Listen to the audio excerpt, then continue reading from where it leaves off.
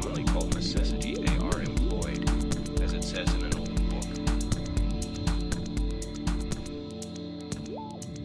Comment se situe-t-on sur la carte de la littérature européenne en tant qu'écrivain belge francophone? Quelles sont les thématiques qui traversent ces romans, habités par la notion de déplacement et de décentrement? Comment s'écrit un roman à une seule phrase? Qu'apporte l'IUPL, prix de littérature de l'Union européenne, en termes de visibilité et de dynamique à un écrivain qui a déjà écrit 2 romans, publiés par ailleurs aux éditions Inculte? Nous allons parler entre autres sujets de tout cela avec Philippe Marchewski. Mention spéciale de l'édition 2025 de l'IUPL pour la Belgique, il s'impose comme une voix forte et sensible dans le paysage littéraire contemporain. Avec son dernier roman, Quand Cécile, publié aux éditions du Seuil, il parle de la disparition brutale d'une jeune femme de 27 ans. En une seule phrase, ciselée et juste. Une seule phrase qui met en mots l'étrange lien, au sens propre comme au sens figuré, du narrateur et de cette femme. Scientifique de formation, puis libraire, puis écrivain à temps plein, Philippe Marchewski pose un regard singulier sur la littérature européenne et la circulation des textes, la construction des imaginaires et les dialogues que construit ce prix littéraire qui traverse les frontières. Philippe, vous êtes un écrivain belge publié en France. Quelle part de dialogue, éventuellement au-delà des frontières, mettez-vous en œuvre dans votre écriture? Est-ce que pour vous, il y aurait une singularité littéraire belge francophone? C'est une bonne question, c'est difficile à dire. C'est une question qui me met toujours un peu en difficulté parce que c'est difficile de juger une fois qu'on a le nez dessus. En fait, la littérature belge, c'est difficile de dire ce que c'est. Quand on a le nez dessus, c'est beaucoup plus facile enfin, je sais pas si c'est plus facile, mais il y a plus de pistes pour le dire quand on la voit de l'extérieur. Donc, par exemple, j'ai des amis, des gens qui travaillent sur la littérature belge en Pologne et qui arrivent à donner une définition de ce que c'est la littérature belge ou des thèmes ou des méthodes, des techniques de narration qui seraient qui distingueraient la littérature belge francophone, en tout cas de la littérature française. Mais une fois qu'on est dedans, honnêtement, c'est assez difficile à dire. Moi, à force d'y réfléchir, je crois qu'il y a quand même une position particulière de la littérature belge francophone qui est que on est en bordure du monde francophone. Euh, on est juste à côté du monde germanique et, et notamment à Liège où on a une histoire qui est quand même une histoire plutôt germanique, même si c'est une ville de langue latine et qui se vit comme étant très latine et très très française, très francophone. Euh, on a quand même des liens historiques plutôt avec le monde germanique. Et j'ai l'impression que dans la littérature belge francophone, il y a quelque chose qui est de l'ordre d'une appartenance à des choses qu'on trouve plutôt dans la littérature de la Mittel Europa, un certain rapport au fantastique, mais pas le fantastique spectaculaire, plutôt quelque chose de la bizarrerie ou de l'étrange ou de des apparitions, des doubles, des fantômes. Et c'est quelque chose qui traîne quand même beaucoup dans la littérature belge. Voilà, je sais, mais en même temps, il n'y a pas que ça, donc c'est juste une interprétation possible. Moi, je sais pas. J'ai l'impression que c'est plus une question de position dans l'espace francophone que de nature réelle de l'écriture. Oui, qui serait plus littéralement géographique que littéraire, si on peut schématiser un petit peu. Oui, géographique et historique, c'est-à-dire sans doute que vivre culturellement dans un pays comme la Belgique, c'est pas la même chose que de vivre en plein cœur de la France ou c'est pas la même chose que de vivre en Bretagne ou c'est pas la même chose que de vivre dans le sud-ouest. Il y a des particularités historiques et géographiques, notamment le lien, pardon, le lien avec le monde germanique, avec les langues germaniques, avec une proximité aussi avec le nord de l'Europe, plus grande proximité avec le nord de l'Europe. Donc voilà, l'un dans l'autre, je pense que c'est vraiment, il y a une base commune, il y a quelque chose de très commun. On fait de la littérature française, enfin de langue française plutôt, mais il y a sans doute un rapport à la narration, au récit et au thème et à la façon d'aborder un récit et une certaine aussi façon de se décentrer, de ne pas mettre l'intimité toujours au centre, qui elle est plus quelque chose qui me semble être présent dans une littérature mitteleuropéenne ou qui va, disons, qui est plutôt horizontale quoi dans l'Europe, disons une ligne Mmh. horizontale qui va vers l'est de l'Europe plutôt que tout en plutôt que vers Paris, tout en ayant une culture latine, Mmh. euh, une en se considérant comme quand même plutôt des latins et voire des méditerranéens du Nord, mais voilà. Et en termes de décentrage, justement, vos 3 romans ont des sujets très différents puisque c'est votre troisième roman qui vous a permis d'être, sélectionné par, l'IUPL, Quand Cécile. Il y a quand même des thématiques qui se dégagent, le passage du temps, le motif du déplacement, que qu'il soit intérieur ou géographique. Dans le dernier, plus spécifiquement le deuil. Hem, Est-ce que justement vous parliez du décentrement, tout à l'heure. Est-ce qu'il y a une forme de décentrement narratif dans votre, travail et quel est ce rapport au mouvement qu'on retrouve? Est-ce qu'il est naturel chez vous ou est-ce qu'il s'est construit? Je suppose qu'une partie je pense qu'on écrit toujours ce qui nous a nourris, qui nous a, ce qui nous a travaillé dans nos lectures d'enfants ou autres. Ça fait partie quand même de ce qui me travaille quand on écrit. Moi, j'ai lu énormément de récits d'aventure, de voyages et ça depuis l'enfance, quoi. Vraiment, ça. Je pense que même les premières bandes dessinées que je lisais, par exemple, étaient marquées par le voyage en bateau. Et, et j'ai quand même toujours eu une sorte de mythologie de l'aventure, de l'ailleurs, de quitter un petit espace. Et de plus le fait de grandir en Belgique dans une période post-coloniale, avec les liens qu'il y a toujours, enfin les liens qui existaient encore et qui étaient très marqués, très visibles avec le Congo, enfin, avec le Zaïre à l'époque, fait qu'il y avait quelque chose dans le quotidien euh, d'un lien avec l'ailleurs, quoi, voilà, qui Mmh. était vraiment présent. Il y avait des émissions à la radio, des chansons dédicacées que les familles s'envoyaient de Lubumbashi à Namur et inversement. Euh, donc c'est surtout dans un pays qui n'a jamais vraiment fait l'analyse critique enfin, qui a mis très très longtemps à commencer à tout doucement ébaucher une sorte de réflexion critique sur son histoire coloniale, son passé colonial. C'était quelque chose, oui, qui baignait un peu dans l'atmosphère, je pense, enfin, qui traînait dans l'atmosphère. Donc l'ailleurs, le, à la fois le sentiment d'être dans un pays qui est un pays reconstitué, euh, artificiel d'une façon ou d'une autre, et suffisamment petit que pour qu'on ait envie d'aller voir ailleurs Mmh. assez facilement. Euh, Fait que j'ai l'impression que c'est un peu constitutif de l'univers dans lequel j'ai baigné mon enfance. Après, par goût personnel, oui, je- j'ai plutôt un sentiment européen, pas au sens de l'Union européenne, mais Mmh. au sens de l'appartenance à un continent plutôt que l'appartenance à un pays, quoi. Voilà, pour moi, il y a la ville dans laquelle je vis et puis il y a l'Europe. Il n'y a pas grand-chose entre les deux.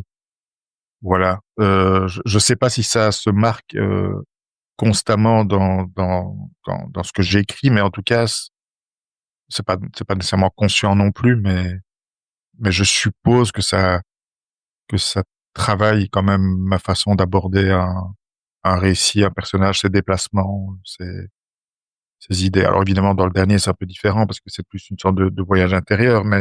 mais il y a de cet ordre-là, il y a quelque chose de cet ordre-là.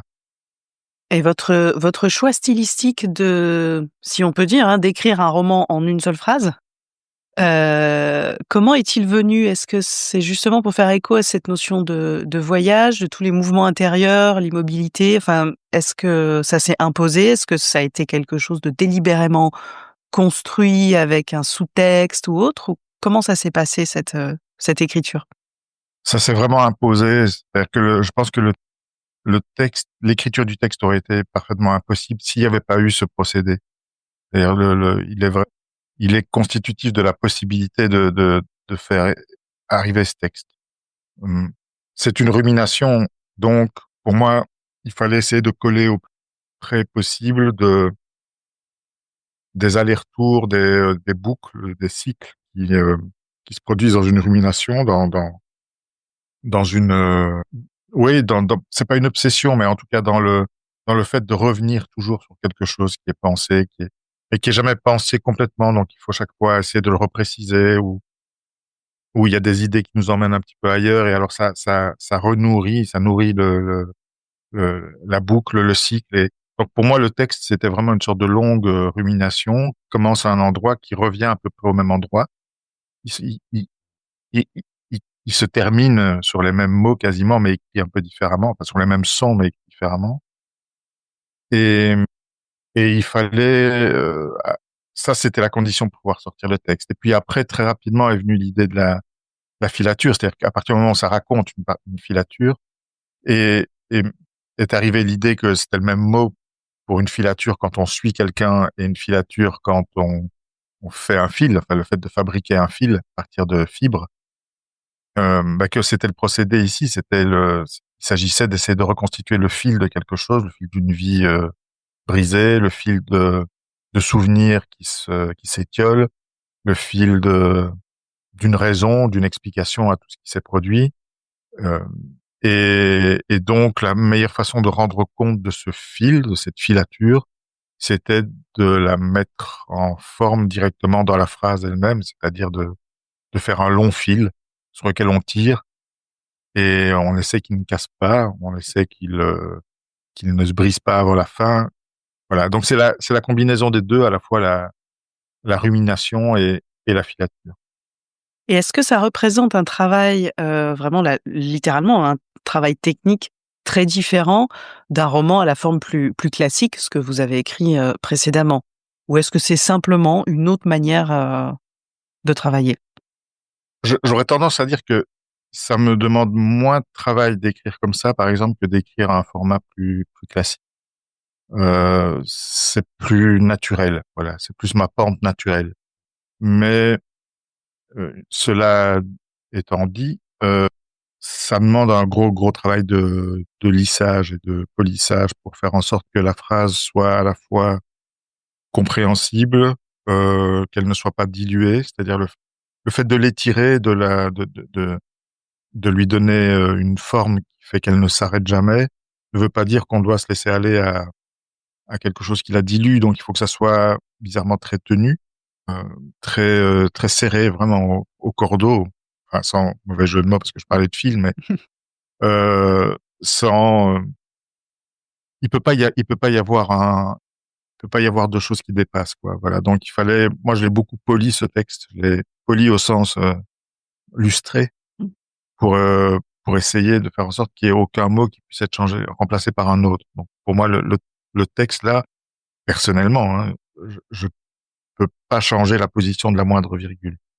Alors que d'autres textes me semblent plus difficiles à travailler techniquement parce qu'ils procèdent éventuellement d'une narration plus classique, et que cette narration plus classique elle est quelque chose de pas nécessairement naturel, parce bizarrement, le fil qu'on suit dans ses pensées, c'est quelque chose de plus naturel, de plus proche de la réalité de nos pensées, de nos verbalisations intérieures. Et donc, il faut lui donner une forme littéraire, il y a un gros travail de mise en forme et de nettoyage. Mais c'est quand même quelque chose qui est plus proche naturellement, tandis que tout le reste, une écriture plus classique, c'est davantage une mise en scène. Et une mise en scène, c'est beaucoup plus technique, je pense. Oui, et ça a dû vous demander plus, comme vous le disiez, de travail de réécriture, mais c'était plus fidèle à votre manière à votre voix intérieure, en fait, des Oui. C'était pas nécessairement de la réécriture parce que il y a, comment dire, il y a pas vraiment le texte, je suis pas, j'ai pas modifié beaucoup. C'est-à-dire que c'est vraiment quasiment un premier jet, sauf que euh, j'ai vraiment enlevé le moindre élément qui me semblait être du gras, ou inutiles, ou j'ai vraiment cherché à mettre les mots les plus justes possibles pour ce que je voulais faire. Donc c'est pas vraiment un travail de réécriture, c'est vraiment plus un travail de de nettoyage en finesse, quoi. Voilà, ouais, de polissage. Pour moi, c'est plus de l'ordre de la taille d'une plante, d'une vigne, ou voilà, je sais pas. On taille pas n'importe comment, et on coupe pas des grosses branches en attendant qu'elles repoussent. C'est-à-dire on laisse la vigne pousser. Une fois qu'elle a poussé, on enlève vraiment ce qui semble être nécessaire pour qu'elle se porte bien. Et je pense que c'est un peu le même principe ici. Et vous avez été, par ailleurs, libraire et chercheur en neuropsychologie cognitive, ce qui est quand même assez inhabituel comme parcours. En tout cas, déjà rien que libraire et chercheur en neuropsychologie, c'est pas forcément très courant, plus écrivain. Est-ce que, d'une certaine manière, vous avez en partie répondu en parlant du travail là sur votre dernier roman, mais est-ce que ces différents métiers, différents domaines se nourrissent et infusent votre écriture, aujourd'hui? Alors, oui, mais de façon différente, et dans des proportions différentes. Le travail de libraire, ça m'a davantage donné une sorte de vision de l'état de la littérature. Parce que quand on est libraire, on a des milliers de livres qui nous passent dans les mains, qu'on ne lit pas tout, forcément. On feuillette beaucoup, on apprend aussi à repérer assez rapidement ce qui nous plaît, ce qui nous déplaît, ce qui nous semble fabriqué ou sincère, ce qui peut être laissé de côté ou pas. Euh, Avant d'être libraire, jamais j'aurais abandonné la lecture d'un livre, en fait, si ça me plaisait pas, une sorte de morale un peu ferme et classique, en disant on n'abandonne pas, on va jusqu'au bout. Là, le métier de libraire apprend à laisser tomber, parce que c'est absolument impossible. Autrement, on est dans l'obligation quand même de, ne serait-ce que pour l'aspect commercial, de savoir ce qu'on vend et pourquoi et à qui on va le conseiller. On est quand même dans une démarche, généralement, où on doit s'enquiller beaucoup de morceaux de texte, de livres, pour au moins s'en faire une idée. Donc, c'est important d'assez rapidement laisser tomber si on sent que que c'est pas bon, ou que c'est pas la peine, ou que ça ne nous convient pas, ou ça ne correspond pas à ce qu'on a envie de défendre ou de soutenir. Donc ça donne quand même une certaine vision de l'état de la littérature à un moment donné, et donc de pouvoir soi-même se situer sur ce qu'on veut faire, en fait. Voilà. Donc moi, ça m'a donné plus cette impression-là de me dire, bah tiens, voilà, moi, je sens que je vais plutôt vers ce type de texte, ou ce type d'auteur ou d'autrice, ou ce type de maison d'édition. C'est dans cet univers-là que je suis le plus à l'aise, où ça correspond le plus à, à ma façon de voir la littérature. Voilà. Donc ça, c'est plutôt une sorte de vision d'ensemble. Par contre, différemment, le travail de recherche scientifique, pour moi, c'est le même fondement que l'écriture littéraire.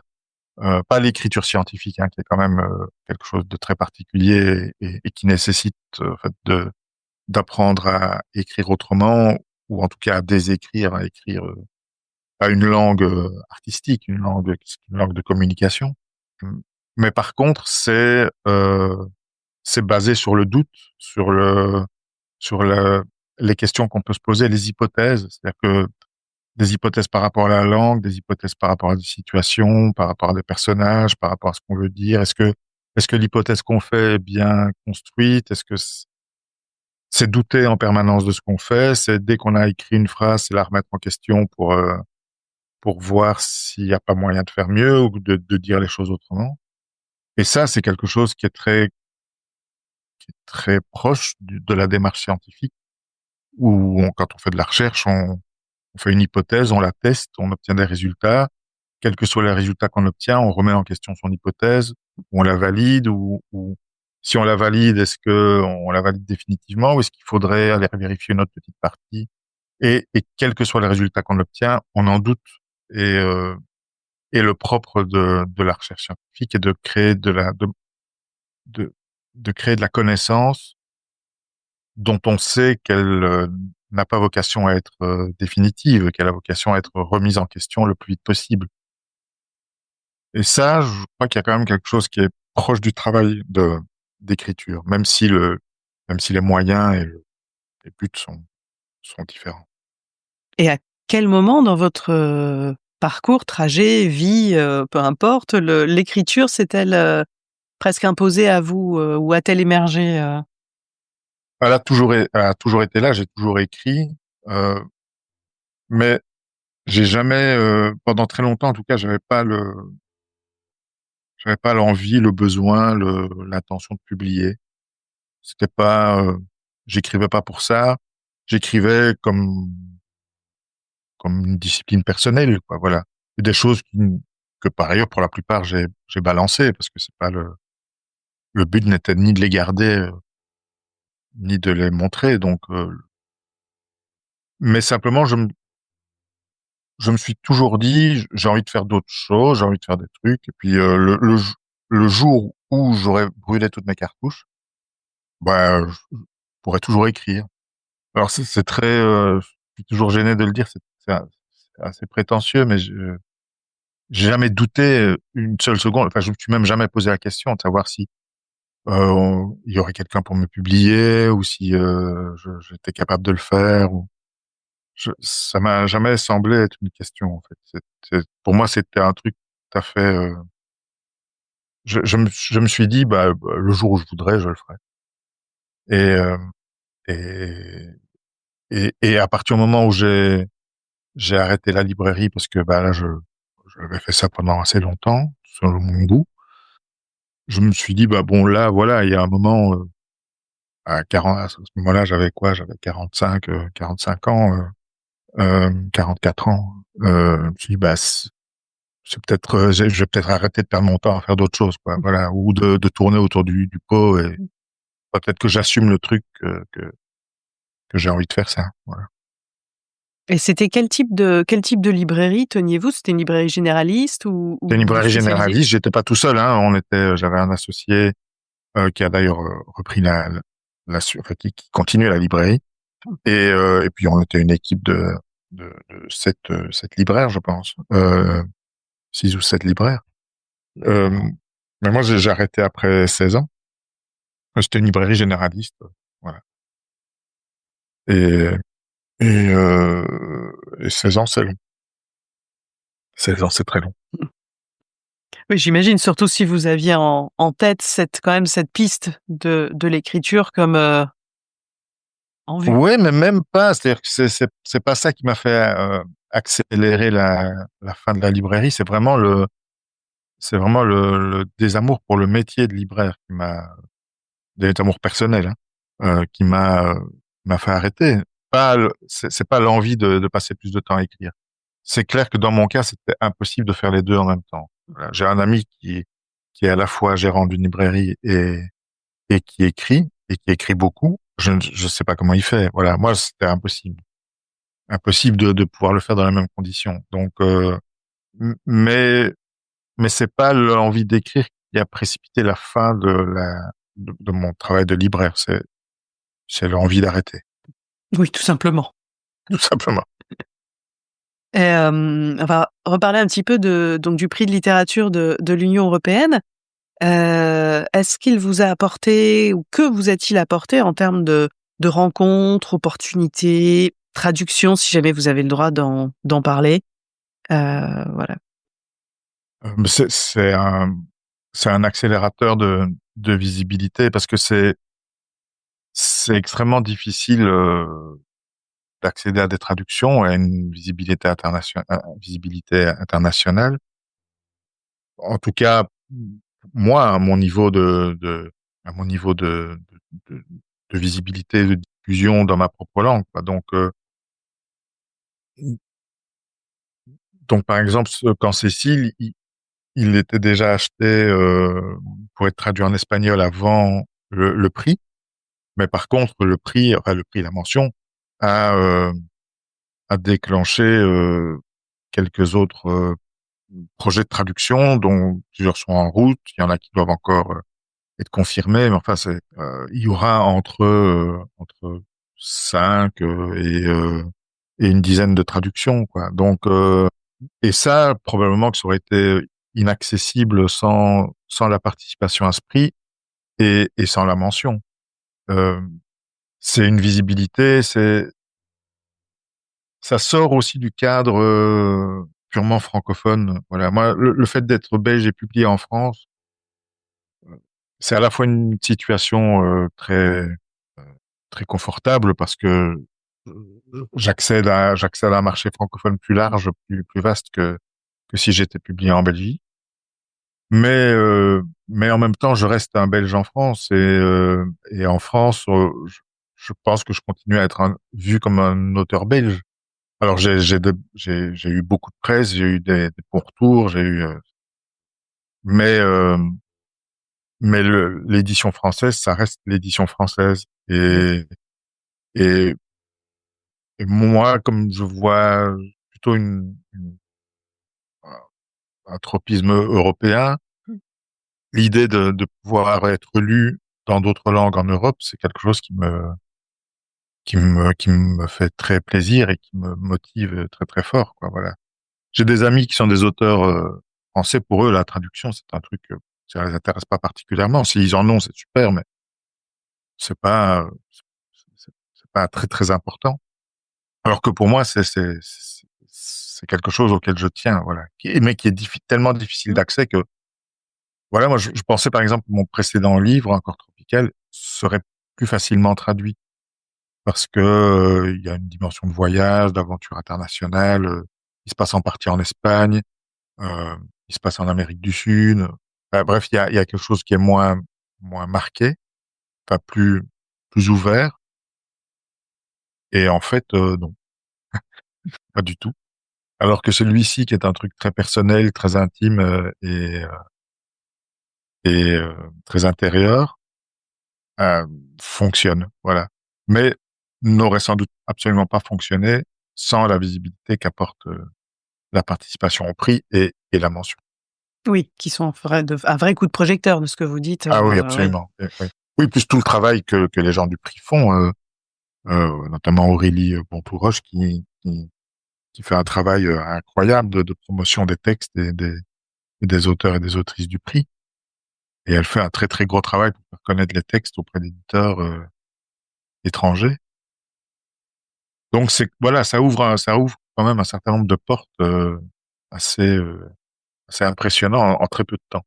Est-ce que vous avez déjà participé à des rencontres, événements ou autres, justement dans le cadre de ce prix et eu des retours sur, ne serait-ce que les extraits qui sont publiés sur le site, de la part de lecteurs d'autres, pays et d'autres langues?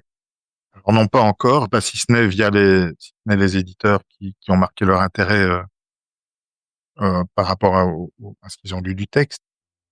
Non, j'ai quand même participé à un festival, une réunion plutôt d'auteurs et d'autrices européens qui se réunissaient à Bruxelles, qui est une sorte de festival qui est uniquement fréquenté par les gens qui écrivent, par des gens qui écrivent dans différentes langues, qui sont pas nécessairement des gens connus, enfin, ni connus, ni traduits, ni même parfois publiés, des gens qui en tout cas ont une démarche d'écriture.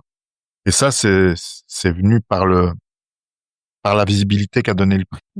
Mais à part ça, non, je suppose que ça se mettra peut-être en place aussi à partir du moment où le livre sera dans des traductions. Parce que pour le moment, il y a juste la traduction espagnole qui est apparue, il y a 10 jours. Donc c'est vraiment tout frais. Et pour le reste, on verra ce que ça donne à la suite.